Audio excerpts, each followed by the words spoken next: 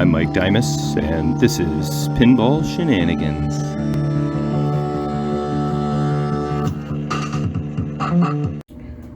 More fun with Black Hole today. Okay, so since the displays are resolved, and actually, I put in a different Player 4 display, and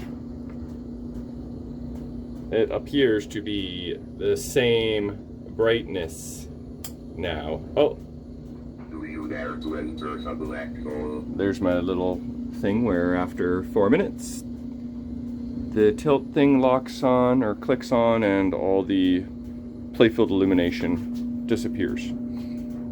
Still waiting to hear back from Pascal if that is just a safety precaution or what, but I need to power it on and off in order to demonstrate what I've been doing. Yeah, so the display that I had put in Player 4 in replace of the really crappy one. Let's see if I can find it. Yeah, look what I discovered. Oh, I'm just gonna throw on some light here. But check out this capacitor, this orange one. That has been replaced. So I never really did look at the capacitance. Let's not do that. Okay, here we go. Let's see what it is. 105K, 100 volt, 105K. And I think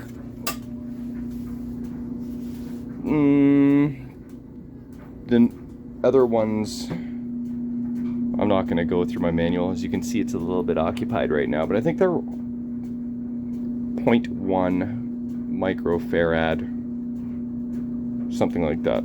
So anyway, I don't know if that capacitor has anything to do with why that display was a little bit brighter. And then, remember, the crusty one, that was a little bit brighter. Then I tried to put in a different display, but it was actually a little dim, so I charged it. Then finally the fourth display was not dim and not too bright, so that is currently in there, and that seems to be working okay.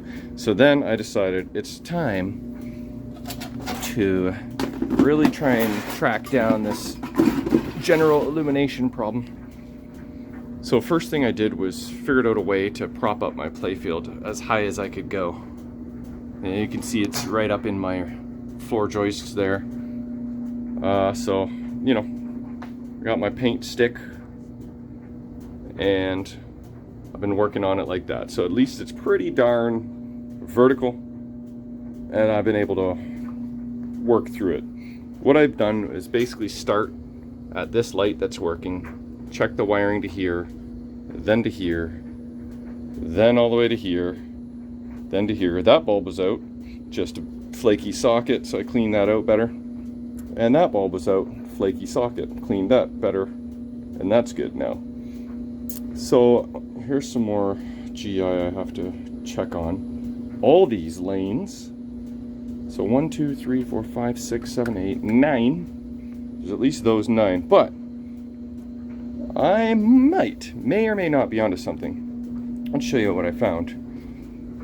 So, on this side here, this light works, and this does not. And then there's another couple over here. Now they seem to come out of the wiring harness in different spots. This is blue-purple.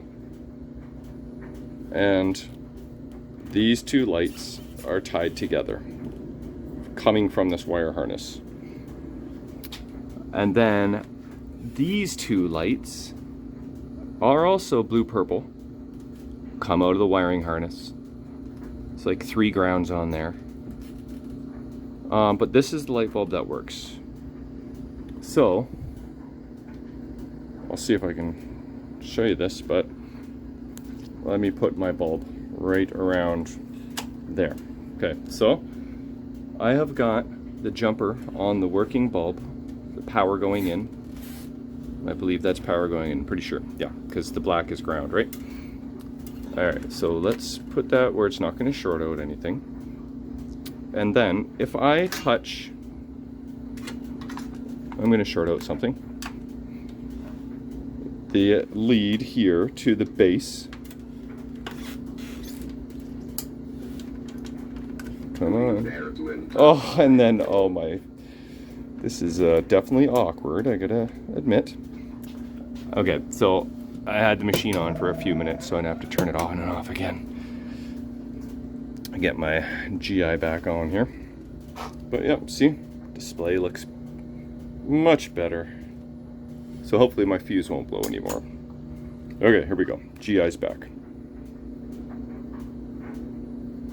GI is currently not on the lower playfield, but is that normal? Or is that something new? Or has that always been? See that bulb there?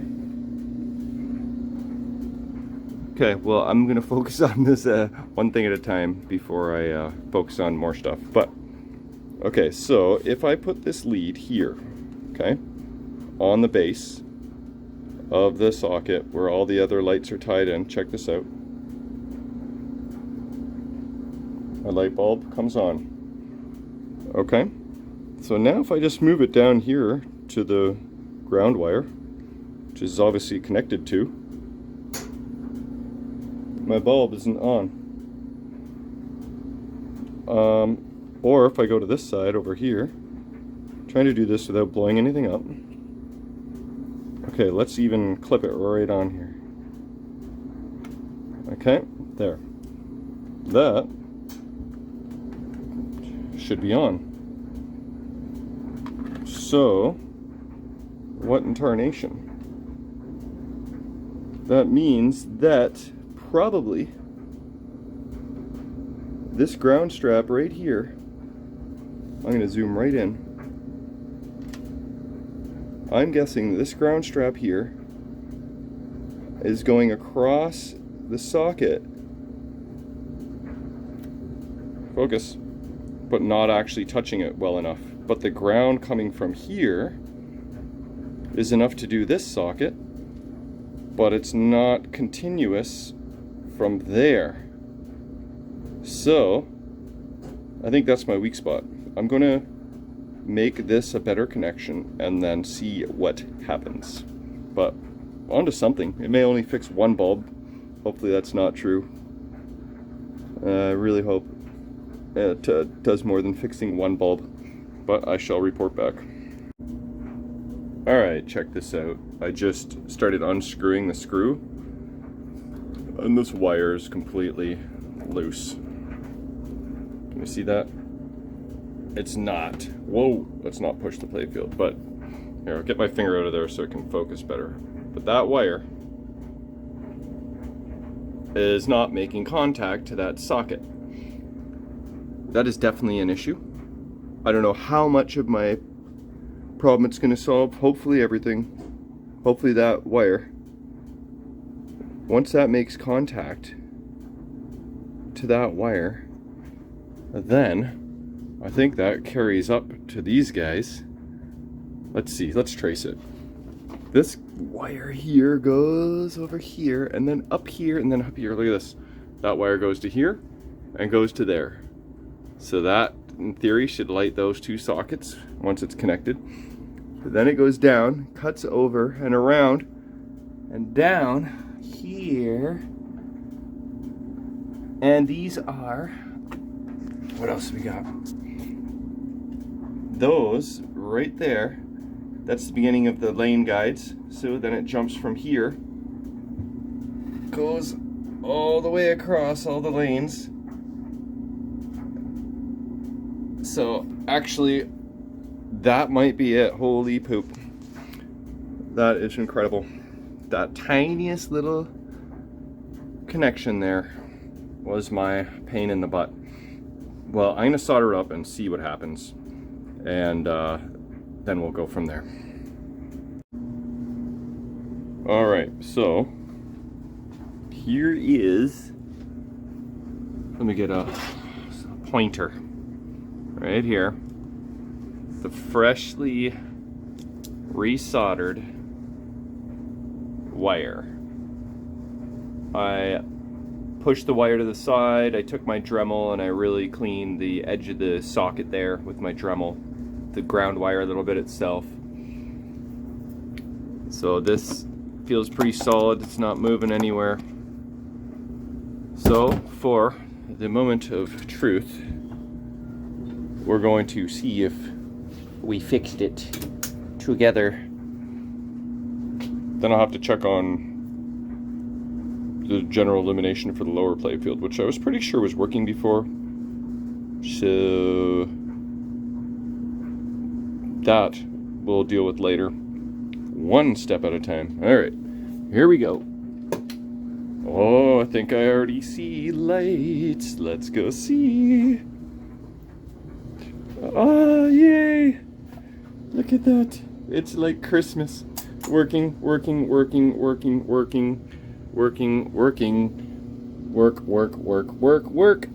everything. It's solved. It was that one little tiny connection there that was pretty significant. Look at that. Holy poop. What a little bugger that was. Makes perfect sense why it was happening now that we've seen it with our own eyeballs. But yay, it's finally fixed. So basically, hey, that's the I fixed it buzzer, and also known as the dryer. Yeah, okay, so I'm gonna figure out what's going on with this general illumination now and see if that only lights up when you get into the lower playfield. I don't know. I'm not sure. We'll check on that. Alright, so I was just checking on the lower playfield. And check it out. All the general illumination does light up when the ball is down there. So basically,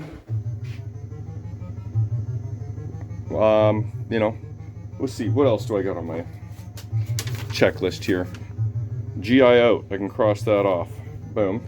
That took a while.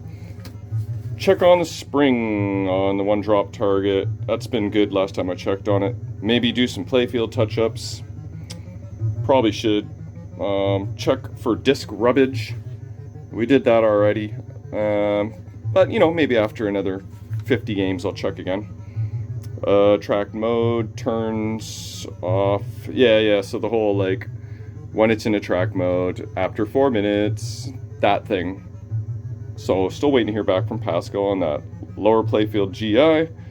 And CoinMex, I forgot this machine is on free play.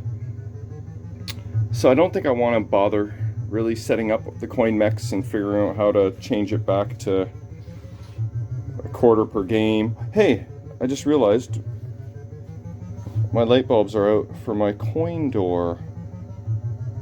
Now, I wonder if that is...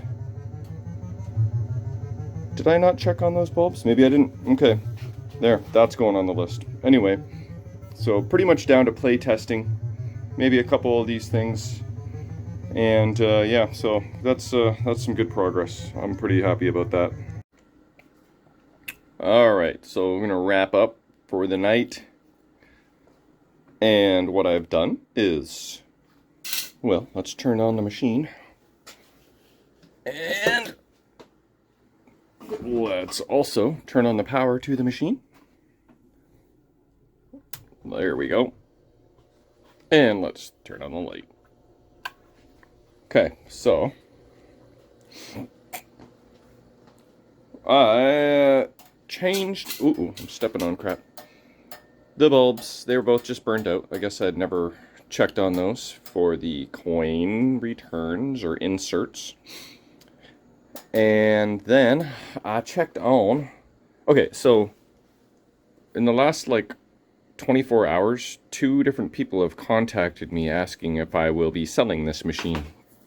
I don't have it advertised because I don't typically advertise a machine until it's 100%. So I guess, you know, just word got around.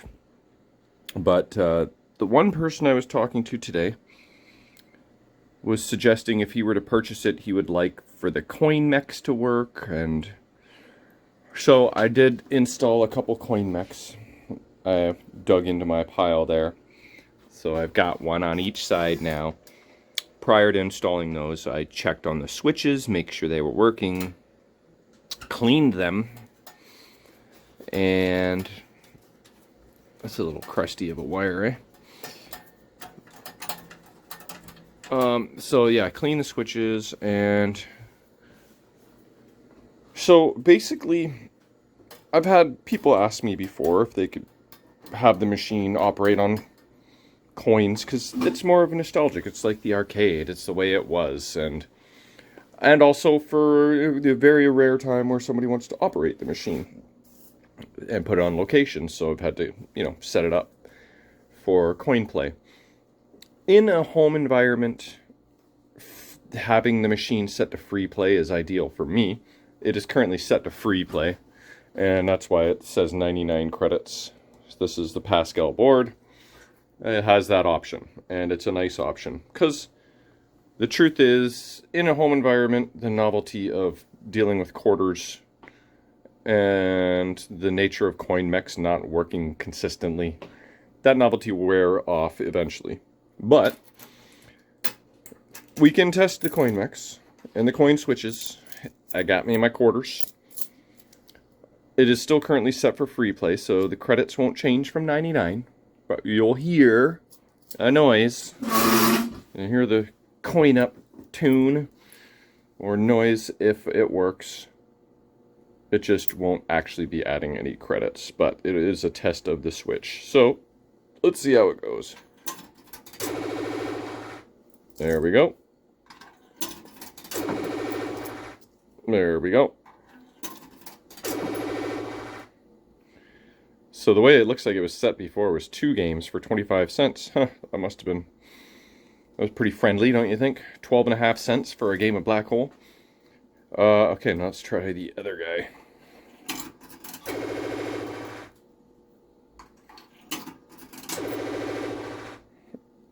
$3 in each. I'm out of money. Hey, there we go. So those are currently working. Just the settings are not set for coin play, and I'm probably not going to mess with them, because while it's here, I'm going to be doing a bunch of play testing, and I don't want to be dealing with quarters. So if I end up selling to the one guy and he really wants me to for sure put it on coin play, I can do that, and I'll just have to go into the Pascal manual or mess around here with the settings, and if so, then what I should do is do a little tutorial on how to change it to free play, and then how to change it to coin play, so that the new owner or any person with a Pascal board that wants to know can have that information. And I can try and make it clear and concise, because it's really a matter of messing with this button and this button. But you got to do it in the right order, and it's not always as straightforward as you would think, but it's fairly straightforward, especially if you have a little video that says press this button in this order, and what you see on the screen, blah blah blah. So there is that. Okay, so here, we can cross that off the list, and here we go, coin mech done. Alright, so pretty much just down to play testing. And yeah, so maybe I'll try and recruit the boys over on the weekend again and play a crap load of games, but I'll play a bunch myself in the meanwhile. And yeah, I'm going to start doing that. Maybe play a couple games right now. Thanks for watching.